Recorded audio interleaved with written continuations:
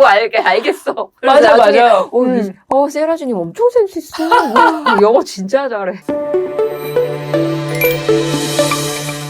그때 해결해야 될 문제들이 있었어요. 근데 그거를 하나 해결하면 다른 게 생기고 하나 해결하면 다른 게 생겼는데 그거를 해결할 때 쾌감이 좀 있더라고요. 그러니까 예를 들어서 뭐 병원에 가야 되는데 병원을 가는 그 과정, 캐나다에서는 병원을 어떻게 가야 되냐 이거를 물어봐서 알아내는 과정, 그다음에 비자를 연장할 때 어떤 과정, 그래서 이 과정을 내가 뭔가 문제가 생겼을 때 그 문제를 하나하나 해결하다 보니까 11년 차까지 온 게 아닌가 이런 생각이 좀 들어요. 많은 사람들이 뭐 내가 원하든 원치 않든 힘든 시간들이 오잖아요. 어떤 것들은 내가 딱 보면 감당이 되겠다 싶은 것들이 사실 있고, 어떤 것들은 사실 제가 이제 옛날 뭐 생각해보면 와 이걸 어떻게 해야 되지 하고 되게 답이 없는 것들도 있었던 것 같아요. 예를 들면 어떤 문제가 있었죠? 답이 없는 힘든 문제 뭐였어요? 저는 이를테면 이런 거죠. 제가 항상 오랫동안 고민을 했었던 것들은 난 내 커리어를 되게 더 열심히 하고 싶은데 아이들이 너무 어려. 이런 답이 없는. 근데 난 둘 다 잘하고 싶어? 그럼 이제 막 몸이 축나기 시작하는 거죠. 그래서 회사에 출근해서는 항상 애들은 맨날 일찍 오라고 하지요. 근데 주말에는 뭐 너는 회의에 뭐 맨날 참석 안 한다고 하지요. 저녁 자리에 그런 것들이 항상 그래서 나한테 어떻게 하라는 얘기야. 이런 고민들을 했었던 것 같거든요. 그걸 뭐 시련이라고 부르기 나름일 것 같은데 그런 것들이 좀 있었는지, 왜냐면 캐나다라는 곳에서 사실 이렇게 말씀하신 대로 기반이 잡힌 채로 간 건 아니었잖아요. 맞아요. 이거 내가 진짜 감당할 수 있나? 그런 벽 같은 걸 느껴본 적은 없어요? 그럼 벽을 느낀 적 되게 많았어요. 아이가 1살, 3살, 5살 요때 저희가 이사를 갔어요. 남편의 직장을 따라서 이사를 가면서 제가 직장을 그만두고 따라갔는데 그 새로 이사한 곳에 그 어린이집이나 이렇게 아이들을 맡길 시설이 거의 없는 거예요. 그러니까 다 꽉 찼어. 그런 과정에서 중간에 한번 데이케어에서 연락이 온 거예요. 자리가 났대. 18개월을 기다려서. 그러니까 이제 이사 간 지 한 1년 만에 연락이 온 거죠. 자리가 났으니 보내겠냐. 그랬는데 한 달에 한 100만 원이 넘는 금액을 내야 됐어요. 근데 내가 직업이 없는 상태였으니까 덜컥 겁이 나는 거예요. 그래서 주변의 사람들한테 막 다 물어봤어요. 어떻게 해야 되지? 그랬더니 대부분 이제 집에서 그냥 가정 보육을 하거나 한국 분들은 뭐라고 하셨냐면 그냥 조금만 기다려. 애들 이제 금방 큰다. 왜냐면 학교 들어가면 그때 일 시작해도 된다. 이렇게 얘기를 하셨고 근데 그때 딱 유일하게 우들이라는 친구가 있었는데 그 친구만 저한테 딱 얘기를 하는 거야. 내 눈을 똑바로 보면서 야 미진아, 너 만약에 네가 아기를 거기다 보내놓고 네가 일을 한다면 1년에 얼마 벌 수 있을 것 같아? 그래서 내가 뭐 얼마 정도 벌겠지. 그러면 그렇게 10년을 일하고 20년을 일하면 그게 너의 미래의 가치인데 지금 1년이고 2년이고 빚을 내서라도 아이를 보내고 그 시간 동안 너는 네 개발해서 자기 성장해가지고 너의 가치가 이만한 가치가 있는 사람인데 왜 지금 당장 내는 100만 원 아까워하냐. 이 얘기를 해준 거예요. 그 친구가 똑같이 3남매를 키우고 있었고 그 다음에 풀타임으로 일을 하면서 아이를 양육하는 그런 친구였거든요. 지금 고민할 거 없이 무조건 보내야 된다. 이 말을 했을 때 되게 저는 좀 감동을 받았거든요. 진짜 그러니까 내가 정말 생각하지 못했던 그런 부분인 거예요. 그리고 또 불안한 건 그거였어요. 내가 얘를 보냈잖아요. 보냈는데 취업이 안 되면 어떡해. 내가 보냈는데 보냈는데 취업이 안 될 수도 있잖아. 근데 걔가 그러는 거야. 너는 할 수 있다고. 너는 된다고. 우리 3남매 마음이고 우리는 좀 원래 엄마는 강하다. 그리고 내가 보는 너는 취업할 거고 그 이상의 돈을 벌 거기 때문에 보내라. 이렇게 얘기를 하더라고요. 그 친구 캐나다 공무원이었거든요. 근데 그 친구는 퀘벡에서 왔어요. 너도 한번 공무원 시험 지원해봐 라고 했을 때 그냥 속으로 이랬어요. 그래 너는 뭐 캐나다에서 태어났고 영어도 잘하고 불어도 잘하니까 할 수 있겠지. 근데 나는 영어도 못하고 나 외국인 노동자에 나는 못할 것 같아 라는 말을 했거든요. 그랬더니 그 친구가 그러더라고요. 그러면서 나도 처음에 밴프에 왔을 때 불어만 알고 있었는데 불어만 할 줄 알았고 영어를 쓴 적이 20살 때까지 영어를 한 번도 안 썼대요. 퀘벡에서 영어를 쓴 적이 한 번도 없었대요. 근데 밴프에 와서 영어를 배웠대. 나도 영어랑 불어를 그렇게 해서 배웠다. 근데 너는 지금 영어를 못하는 게 아니고 한국어와 영어를 같이 할 수 있는 사람인 거다. 이거 어필하라는 거예요. 그러니까 사실 그랬던 친구가 저한테 이제 데이케어 보내라고 했으니까 보냈죠. 근데 되게 그 말 되게 믿고 싶었어요. 제가 그때 한인마트에서 캐셔를 했거든요. 그러니까 한인마트에서 이제 그냥 계산해 주는 건데 그거 하려면 한국어를 잘하면 되고 한국어를 잘하면 돼요. 한국어만 해도 캐나다에서 돈을 벌 수 있네요. 외국인들이 많이 오는데 H마트였나요? 사실 H마트 아니었어요. 그냥 작은 한인마트였는데 모든 것이 다 있다는 H마트는 아니었어요. 아무튼 작은 마트였는데 없는 거 되게 많았어요. 없는 거는 H마트 가시면 돼요.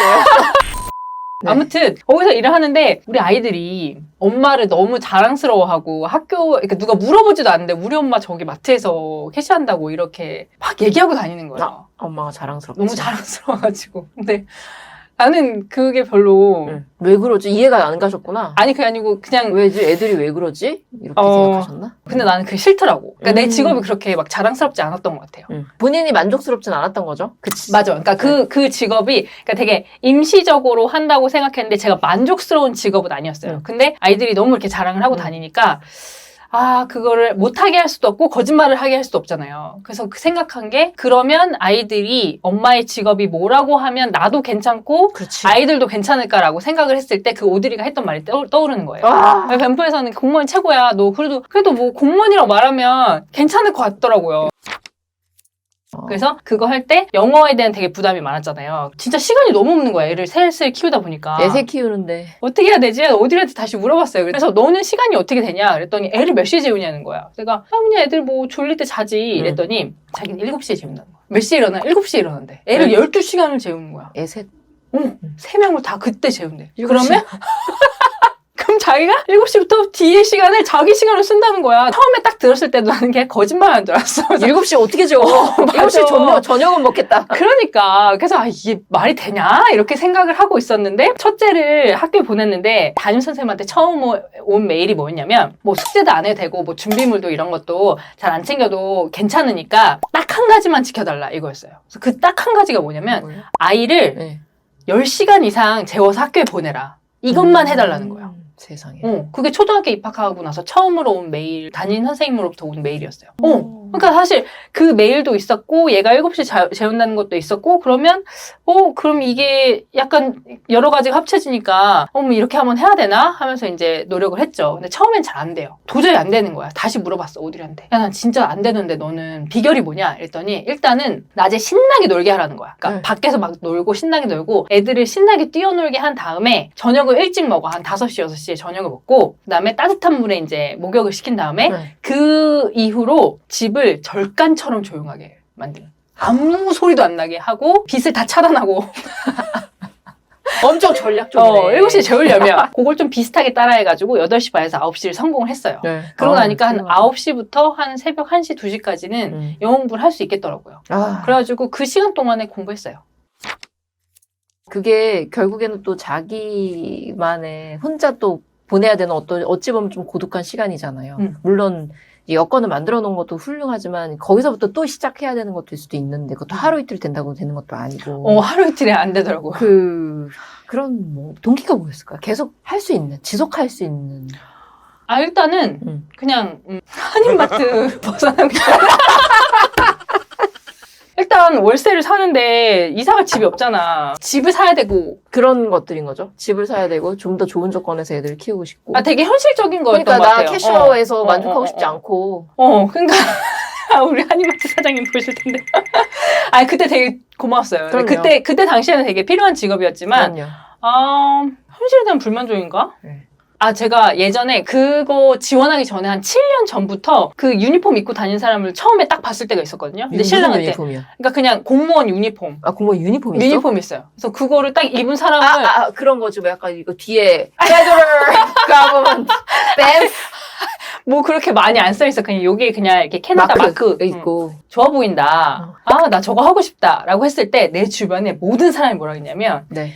야, 캐나다에서 공무원이 되려면 그러니까 불어랑 영어를 유창하게 해야 된다. 근데 너는 불어는커녕 영어도 못하니까 넌 안 돼. 이런 말을 되게 많이 들었거든요. 근데 그때 그 말을 들었을 때 난 안 되는구나. 그랬어요. 그 사람들이 나한테 넌 안 돼. 불어도 못하고 영어도 못하니까 힘들걸? 안 된다고 생각했지. 그게 다시 또 올라온 것 같아요. 그거를 이제 오드리가 건드려줬고 오드리가 아니야 너 할 수 있어. 안 되는 거 아니야. 그러니까 저는 약간 청개구리 기질이 있었던 것 같아요. 남들이 안 된다고 하면 진짜 안 되나 해보자 이런 게 있었나?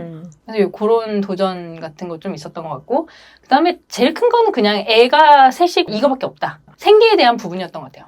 이게 제일 빠르겠다. 절실한 게 좀 있었죠. 네, 맞아요. 절실한. 캐나다 살면 뭐 있는지 알아요? 그러니까 내가 영어를 못했다고 했잖아 처음에. 그러니까 이게 진짜 말이 안 나오는 거야. 머릿속으로는 뭔가 단어가 보이고 막 이런데 막 이게 말이 안 나와. 입 밖으로 입이 안 열려. 근데 약간 좋은 사람들도 많지만 네. 대부분의 사람들은 맞아요. 내가 영어를 못하잖아요. 네. 언어의 수준이 나의 수준이 되는 거야. 그래서 내가 그냥 이게 막 진짜 빨리빨리 안 나와서 바로바로 대답을 못하는 건데 네. 그냥 약간 그 정도의 수준의 사람으로 좀 보고 무시하고 약간 네이티브들, 그러니까 캐네디언들이 하는 영어를 조금 배우고 듣고 싶다라는 마음에 직장을 옮겼었거든요. 근데 그것도 되게 힘들게 들어가긴 했는데 말을 잘 못하니까 사람들이 좀 이렇게 같이 이렇게 커피 마시고 밥 먹고 앉아 있으면 네. 다 웃는데 나만 나중에 웃거나 아니면 막 다 웃었는데 나만 못 웃거나 막 이런 것도 있었고 따돌리거나 막 이런 것도 있었고 내가 한 일이 아닌데 막 뒤집어 쓰는 경우도 있었고 근데 이거를 아주 조근조근 반박을 못 하는 거야. 답답하잖아요. 그냥 나를 방어할 수 있을 만큼만 그러니까 내가 하고 싶은 말 마음껏 할 수 있을 만큼 되고 싶다 하는 게 계속 가슴에 있었거든요. 이제 같이 일하다 보면 캐네디언 친구들 중에서도 네. 이제 그런 거 있어요. 애들이 그냥 이렇게 교과서에 나오는 영어 말고 되게 센스 있게 뭔가 톡톡 이렇게 한마디씩 던지면서 자기가 좀 한 일을 조금 더 어필하면서 근데 밉지 않게 말하는 약간 그런 센스 있는 말투 같은 거 있거든요. 네. 분명히 얘랑 나랑 같이 일했는데 진짜 얘가 혼자 다 한 것처럼 너무 발표를 잘하는 거야. 그건 또 어. 텍스트에 안 나오는. 맞아요. 그런 말을 탁 던지는데 매니저가 그래 뭐 잘했어 이렇게 뭐라고 또 대답을 할 거 아니에요? 네. 나도 저거 써먹어야지. 맞아. 그런 느낌이에요. 네. 진짜 그거를 혼자서 100번을 계속 떠올려. 생각하고 그 말투하고 표정하고 이 연기를 내가 혼자 하는 거야. 그러다가 이제 비슷한 상황이 딱 오죠? 그러면 이제 툭 한번 해보는 거지. 그 얼마나 희열있어요. 그죠? 그거 재밌어. 나 되게 막 마치 나의 내추럴하게 나왔다는 듯이. 사실 나 엄청 100번 연습한 건데. 아무도 사람들이 뭐 알겠어. 맞아, 나중에, 맞아. 세라주님 엄청 센스 있어. 와, 영어 진짜 잘해. 돌아보니까 11년이 지난 거예요? 11년이 지났어요. 그리고 돌아보니까 애가 셋이 돼 있고 그리고 언어의 그런 시간들을 보내고 어느 정도 내가 언어에 대해서 좀 자신감이 생기고 그래서 애들이 원했던 그 방향으로 이제 가셨네요. 그래서 공무원이 되셨네요. 됐죠. 또 공무원이 되고 언어도 캐치업을 하고 하고 있어요. 네, 그리고 네. 그 집도 사시고 집도 사고. 제가 항상 생각하는 게 그냥 어제보다 조금 더 발전한 나가 되는 거 그리고 뭐 몇 년 전에 나를 알던 몇 개월 전에 나를 알던 사람이 다시 찾아왔을 때 내가 궁금해서 연락을 했을 때 그때보다는 조금 더 나은 사람이 되어 있으면 좋겠다. 좀 그런 생각에서 좀 도전을 하고 있지 않나 이런 생각이 들어요.